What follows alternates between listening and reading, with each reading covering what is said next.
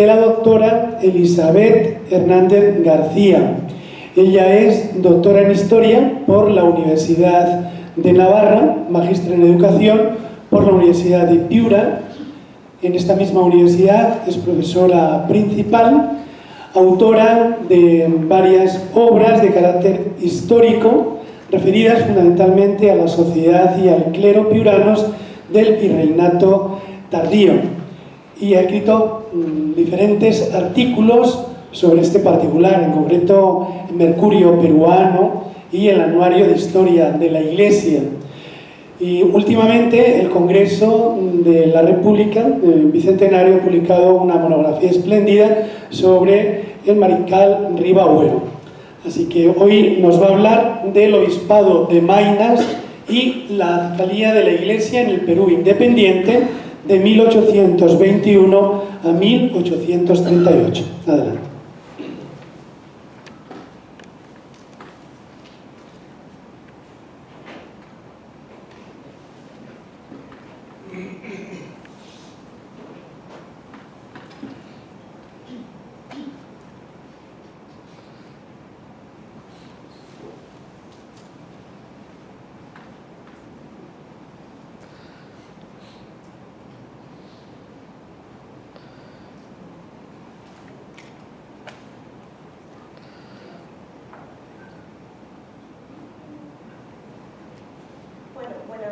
Buenas tardes, ¿no? a todos.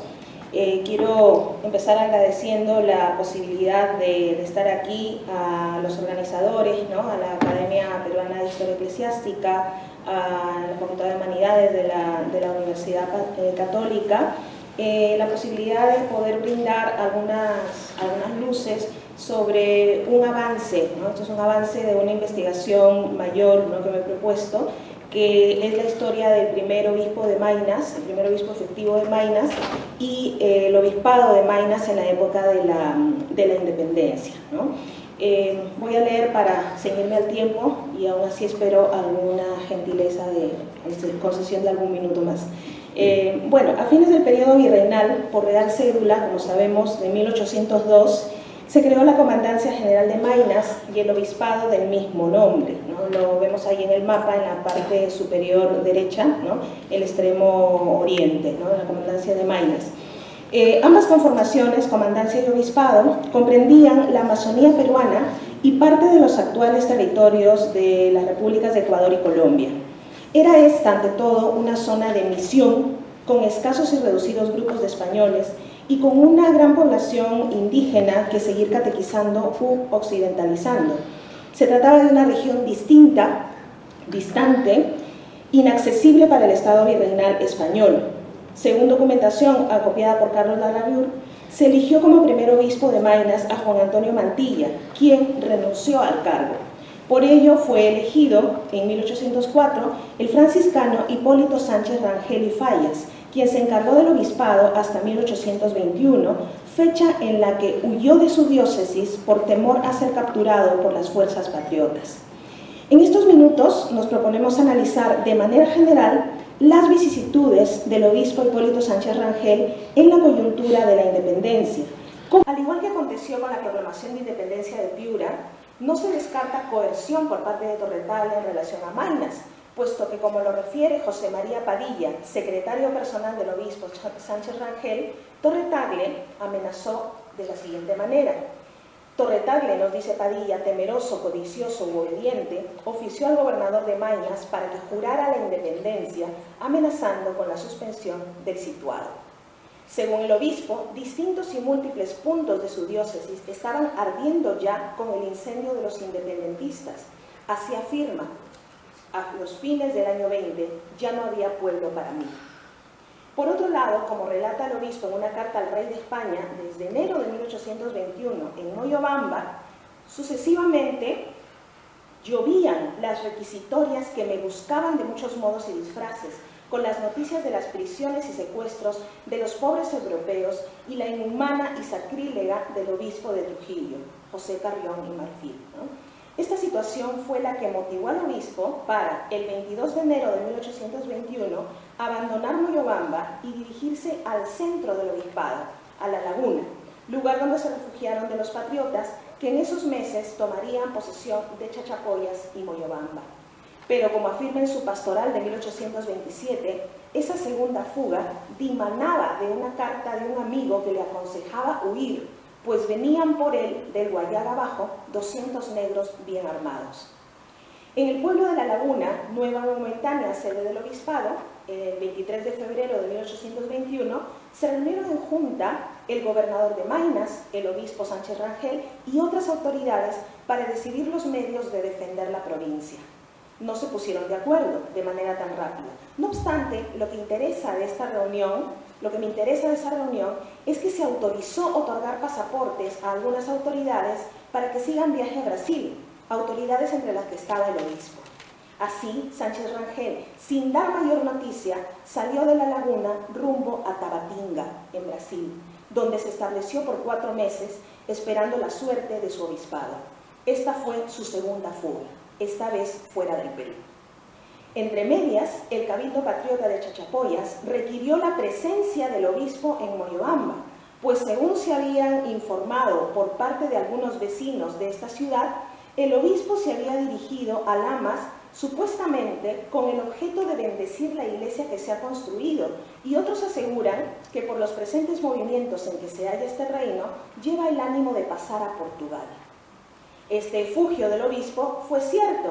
Él mismo lo dice en su pastoral de 1827. Me dirigí por la vía de Lamas al sudoeste de Moyobamba, con la disculpa de bendecir una iglesia reedificada, pero mi fin fue confirmar los indios, exhortarlos a la resistencia de la rebelión, cumplir en todo con mi deber y zafarme del peligro.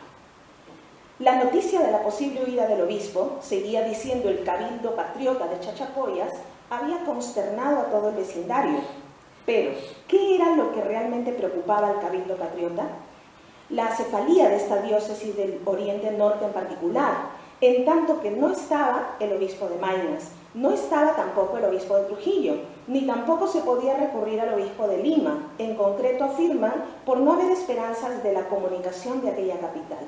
Este fue precisamente el gran problema del obispado de Maynas en la época de la independencia, algo que el Cabildo de Chachapoyas y suponemos otros vecindarios más ya estaban anunciando. Ante estas noticias no confirmadas de la huida del obispo a Portugal, o a Brasil en este caso, el Cabildo solicita al gobernador de Maynas anime al obispo Sánchez Rangel a regresar a Moyobamba o a Chachapoyas, habida cuenta, dicen, de que el sistema de José de San Martín era respetar a todo español europeo que no emigre, respetar sus personas y sus bienes. Sabemos ahora que esa promesa San Martín finalmente no la cumplió. Deja como gobernador interino de la Mitra de Maynas al presbítero Bruno de la Guarda, su asistente y cura de Tarapoto. Y si este falleciera o se enfermase, le sucedería el presbítero Julián del Castillo Rengifo, cura interino de la ciudad de Lamas, y a falta de este, el presbítero Francisco Ibáñez del Campo, cura doctrinero de Uchiza, en el río Guayaga. También brinda una relación de capellanes. El mismo 4 de agosto de 1821, desde el Marañón, escribió una providencia al vicario José Eclesiástico de Moyobamba, justificando su retiro del Perú. No solo eso, en esta providencia el obispo es absolutamente radical con los partidarios de la independencia. No es para leer completa la cita, ¿no?, sino resumiendo, cualquiera que se adhiera a la causa de la independencia, cualquiera que recibiera los sacramentos de un cura partidario de la independencia, cualquiera, etcétera, etcétera, sería excomulgado vitando.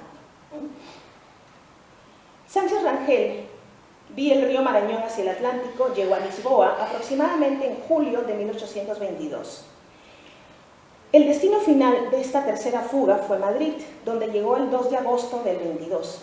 Aún estando en España, tanto él como sus allegados compartían la idea de que era posible un retorno a la situación anterior a San Martín. Así, el 27 de diciembre de 1823, desde Madrid, escribía a Fernando VII detallando la situación de su obispado, el nuevo triunfo de los patriotas en Maynas, la represión que sufrieron los realistas, inclusive la muerte, y los saqueos a los establecimientos y a los palacios episcopales. Le pide al rey el auxilio para todo el Perú. Señor, más de 16 millones de habitantes oprimidos por un puñado de hombres ambiciosos claman sin cesar por el auxilio de vuestra majestad. Es un delirio el pensar que aquellas vastas regiones están perdidas. Aunque a fines de 1823, que es cuando data esta cita, la situación política en el Perú era caótica, un año después los patriotas celebraban el triunfo en la batalla de Ayacucho, cerrándose así un capítulo fundamental en la trayectoria de este prelado. Reflexiones finales. Quedan muchos ángulos que analizar en la persona, trayectoria y pensamiento de Hipólito Sánchez Rangel. Cabe añadir, por ejemplo, que se trataba de un erudito de tradición clásica, que no solo redactó pastorales, elevó informes, describió las visitas de su obispado, también narró en verso algunos momentos políticos de importancia, como fueron los sucesos de la independencia, sus fatigas en el recorrido de su agreste obispado, así como las descripciones de la geografía, de la fauna y flora y de los distintos grupos humanos que conformaban Maynas. Aunque los versos no son necesariamente una maravilla, reflejan un nivel cultural y político y las preocupaciones de una época. Citamos como ejemplo un verso que tiene que ver con su rechazo a la independencia, ¿no? Levántate, si dormida estás España, apresura tu vuelo para esta altura, porque peligra mi vida. Hermosa tú que aguerrida, legiones tú que valiente trajiste a este continente. Tráeme aquí un Ciro y millares como a Jerjes, militares, ven y castiga a esta gente. El primer obispo de Maynas, Sánchez Rangel, Hipólito Sánchez Rangel, era un convencido realista. Nunca vio la independencia del Perú y de América como una opción. Tampoco formó parte de su pensamiento, como pasaba con muchos en la época, la idea de una monarquía independiente.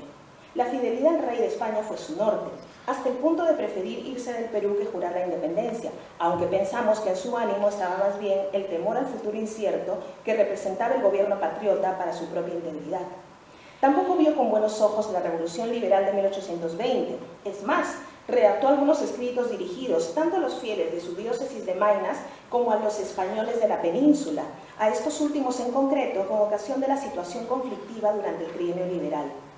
En relación con América, desde lejos, como pasó con muchos de los emigrados, la historia parecía darle la razón, pues a la distancia lo que se veía en los países recién establecidos como estados independientes era desunión, partidismos, guerras intestinas.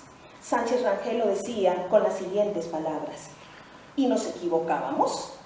¿Qué es de Chile, Santa Fe, Buenos Aires y todo el Alto y Bajo Perú? ¿Qué viene a ser hoy la Nueva España? ¿Y qué toda la península? Sangre y más sangre, escombros y ruinas. Pero ya la suerte está echada y el capítulo Maynas también cerrado. De todas formas, el obispo siguió escribiendo y publicando en España sus más importantes pastorales. Finalmente, en 1823 fue nombrado administrador apostólico de Murcia y poco después, en el 24, obispo de Lugo. En esa ciudad fallecería en 1839. Respecto a la situación de Maynas, cuando estaba claro que el obispo se iría definitivamente, intentó reorganizar administrativamente su obispado al nombrar autoridades que actuasen en su nombre. Posteriormente, el gobierno peruano de Simón Bolívar, que se adjudicó el patronato regio, nombró como nuevo obispo de Maynas al presbítero Mariano Parral, que no asumió porque solicitó renunciar al cargo. Lo cierto es que las guerras de independencia condicionaron un obispado en el oriente mucho más distante del centro administrativo nacional. A pesar de ser en lo político una comandancia general y estar custodiada por tropas de una expedición de límites, ¿qué tan lejos estaba el gobierno central de este espacio? Y no hablo solo de Lima. Sánchez Rangel escribe su pastoral sobre Maynas en 1827, una de sus pastorales, y la dedica al rey Fernando VII con estas palabras: como vuestra majestad tuvo a bien preguntarme dónde estaba Maynas, recogiendo mis pensamientos con algunos apuntes que traía, he compuesto este libro. Como decimos, si ya Maynas era inaccesible, si ya la comunicación resultaba complicada con esta región, podemos imaginarnos lo que supuso la independencia y los primeros años de la República. Al respecto viene bien un último ejemplo. El viajero inglés Henry Lister inició una expedición desde Lima hacia el oriente el año 1827. Se comunicó con él Francisco Javier de Chauer, arzobispo de Lima, para pedirle, ya que se dirigía a Maynas, le informe a su regreso todo lo relacionado a la situación del obispado, nombres de los curas, nombres de los capellanes, en tanto que en ese momento desconocía totalmente el estado de la diócesis de Maynas, expresando a la vez su ansiedad de poder controlar los males existentes, pero que hasta que supiera lo que se requería, le era imposible actuar. Este desconocimiento que en palabras de Lister afirma tener el arzobispo de Lima de una zona estratégica como Maynas, en efecto no dista mucho de la situación real de abandono de la diócesis luego del exilio voluntario de su obispo. Aunque este no llegase a conocer toda la diócesis, era el referente para la política local y virreinal, era el que conocía mejor este territorio, era al que el poder central recurría. Este periodo de acefalía terminó con el nombramiento, después de algunos lustros, del piurano José María de Arriaga como nuevo obispo de Maynas en 1838. Pero eso ya es otra historia. Muchas gracias.